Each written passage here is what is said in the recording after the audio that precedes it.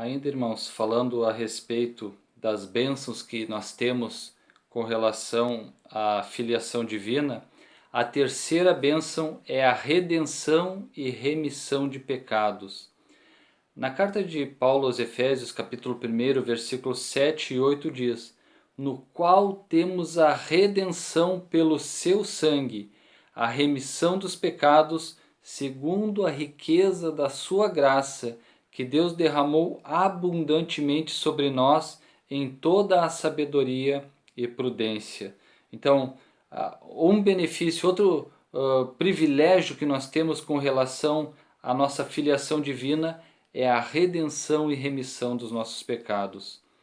O quarto benefício que trata é o restabelecimento da comunhão com o pecador.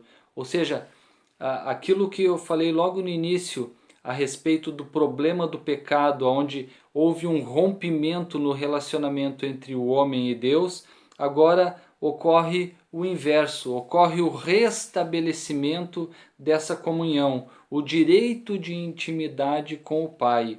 Gálatas capítulo 4, versículo 6 diz: e porque vós sois filhos, enviou Deus ao nosso coração o Espírito de seu Filho, que clama, Abba Pai. Abba Pai é uma expressão que nós hoje traduziríamos por paizinho ou papaizinho, porque já é uma expressão que vem da intimidade de um relacionamento que o filho, falando especificamente de Jesus, que o filho tinha com o pai, ou seja, Abba Pai, paizinho, pai querido, pai amado, uma expressão demonstrando que realmente houve uma reconciliação, que não foi algo superficial. Aqui a obra que Cristo realizou na cruz, ela foi completa. Ela restabeleceu aquele vínculo, aquele elo que foi rompido por causa do pecado. A barreira de separação entre o homem e Deus agora foi restabelecida, foi derrubada e a comunhão foi restabelecida. O quinto privilégio é que nós somos herdeiros de Deus e co-herdeiros de Cristo. Romanos 8,17 diz: ora, se somos filhos, somos também herdeiros. Isso para nós é algo que é lógico entendermos que se somos filhos, somos também herdeiros. E ele continua: herdeiros de Deus e co-herdeiros com Cristo. E ele, a continuação do versículo agora diz algo bem interessante, que se com ele, ou seja, se com Cristo nós sofremos, também com ele seremos glorificados. Assim como Cristo foi glorificado, nós também vamos receber um novo corpo. E volto a repetir, 1 João 3,2, ainda não se manifestou o que nós havemos de ser, mas o dia que Cristo se manifestar, uma coisa é certa, que nós podemos saber, é que nós vamos ser assim como Ele é. Assim como Cristo foi glorificado, nós também vamos receber um novo corpo em nome de Jesus. Sexto benefício é que nós somos herdeiros das promessas que foram dadas a Abraão. E Gálatas 3,29 vai dizer: e se sois de Cristo, também sois descendentes de Abraão e herdeiros segundo a promessa. Quando Abraão foi chamado, foi dado inúmeras promessas para ele durante toda a sua caminhada. E nós, a partir do momento que aceitamos a Cristo, nós também passamos a ser descendentes de Abraão e nós passamos a ser herdeiros de todas as promessas que foram dadas. Sétimo privilégio, passamos a ser herdeiros da vida eterna. Efésios 3,6 diz: a saber que os gentios são co-herdeiros, membros do mesmo corpo e co-participantes das promessas em Cristo Jesus por meio do Evangelho. Não é mais uma exclusividade dos judeus, agora os gentios também. Nós, a partir do momento que aceitamos a Cristo, passamos a ser co-herdeiros com Cristo e membros e participantes de um mesmo corpo e das mesmas promessas de Jesus Cristo que foram dadas por meio do Evangelho. E Tito, capítulo 3, versículo 7 vai dizer: a fim de que, justificados por graça, nos tornemos seus herdeiros, segundo a esperança da vida eterna. O apóstolo Paulo aos Coríntios vai dizer que se nós esperamos em Cristo somente nessa vida, nós somos os mais infelizes de todos os homens. Por isso que nós temos esse privilégio, a certeza de que nós somos herdeiros de uma vida eterna. E o oitavo privilégio, não que sejam apenas 8 privilégios que nós tenhamos através da nossa adoção, que nós nos tornemos filhos de Deus por adoção. Mas o autor da revista aqui, ele cita esses 8 e nós já vemos que não é qualquer privilégio, são grandes privilégios que nós temos. E o último diz que nós somos transformados em filhos. Passamos a ser agora realmente filhos de Deus. Efésios capítulo 1, versículos 5 e 6 vai dizer: nos predestinou para Ele, para a adoção de filhos, por meio de Jesus Cristo, segundo o beneplácito da sua vontade, para louvor da glória de sua graça, que Ele nos concedeu gratuitamente no amado. Ou seja, passamos a ser filhos de Deus. João 1,12 diz: mas a todos quanto receberam, deu-lhes o poder de serem feitos filhos de Deus, a saber, aos que creem no seu nome. A síntese desse tópico 2 nos diz o seguinte: em seus decretos eternos, Deus predestinou os eleitos em Cristo a serem filhos por adoção e herdeiros de todas as bênçãos espirituais. O tópico 3, ele traz por título a sublimidade do propósito divino na predestinação. A excelência da predestinação está na provisão de bênçãos espirituais aos eleitos, pela vontade divina em Cristo e por seu incalculável amor. Ou seja, na provisão de bênçãos espirituais. São as bênçãos espirituais, coisas que nós não podemos adquirir com ouro, prata, com nosso dinheiro, com nosso tempo, mas são bênçãos dadas por Deus, por vontade divina e por causa do incalculável amor. O item 1 fala sobre predestinação e salvação. E aqui é algo bem importante que nós já ressaltamos, que o soberano Deus não predestinou incondicionalmente pessoa alguma à condenação eterna. Ninguém nasce destinado à ira e ao juízo eterno, ou nasce condenado ao inferno. A predestinação trata a respeito de salvação, aquilo que Deus fez em prol do homem. Mas deseja que todos se arrependam e convertam-se dos seus maus caminhos.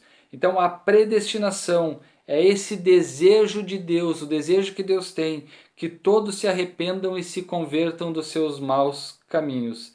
Atos capítulo 17, versículo 30 diz: ora, não levou Deus em conta os tempos da ignorância, agora porém notifica aos homens que todos, em toda parte, se arrependam.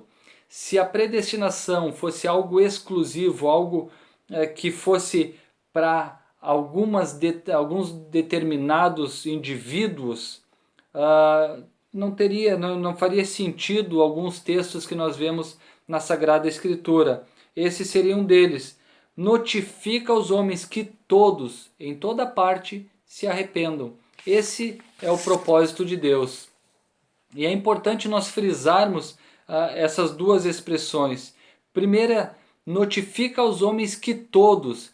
Ele não está falando para um grupo específico, não está falando para uma classe de pessoas, não está falando com exclusividade. Ele está falando aos homens que todos.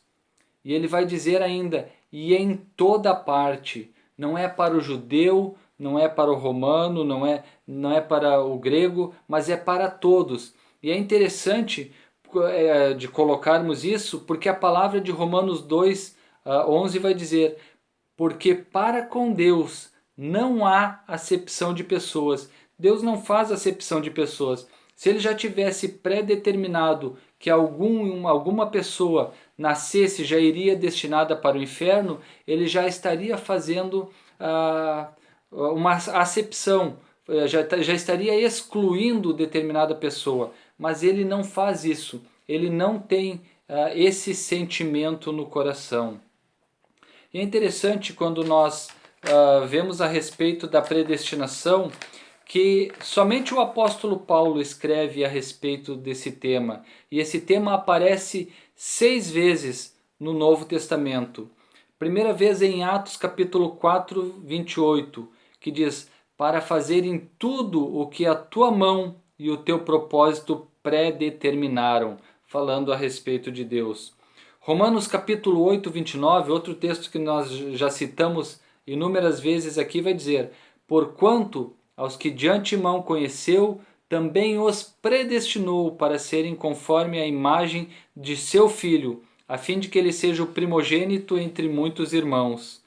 Romanos 8,30 vai dizer: e aos que predestinou, a estes também chamou, e aos que chamou, a estes também justificou, e aos que justificou, a esses também glorificou. Ou seja, falando novamente da predestinação.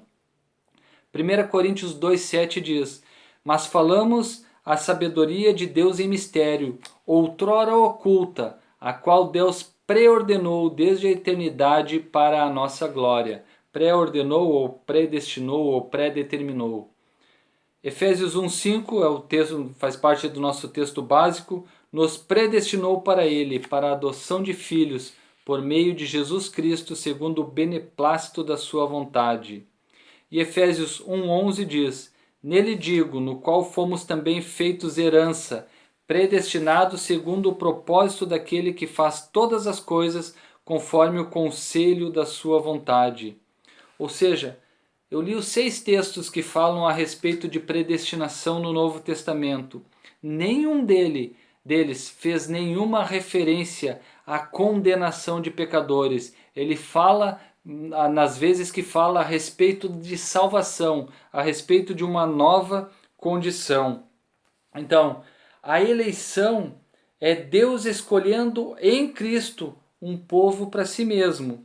A predestinação diz respeito ao que Deus planejou antecipadamente fazer com aqueles que foram escolhidos, aqueles que atenderam ao chamado. Então é interessante nós observarmos isso a respeito da eleição e da predestinação.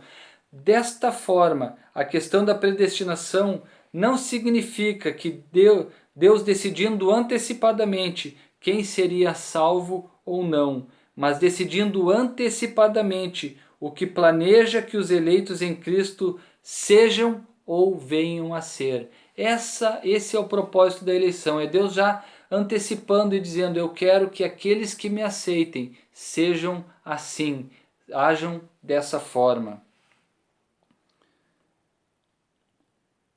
Então não existe dupla predestinação na Bíblia. A Bíblia fala de predestinação. Se tivesse dupla predestinação, seria a predestinação daqueles que vão para o céu e a predestinação daqueles que vão para o inferno. Não existe 2 predestinações, existe uma predestinação por Deus.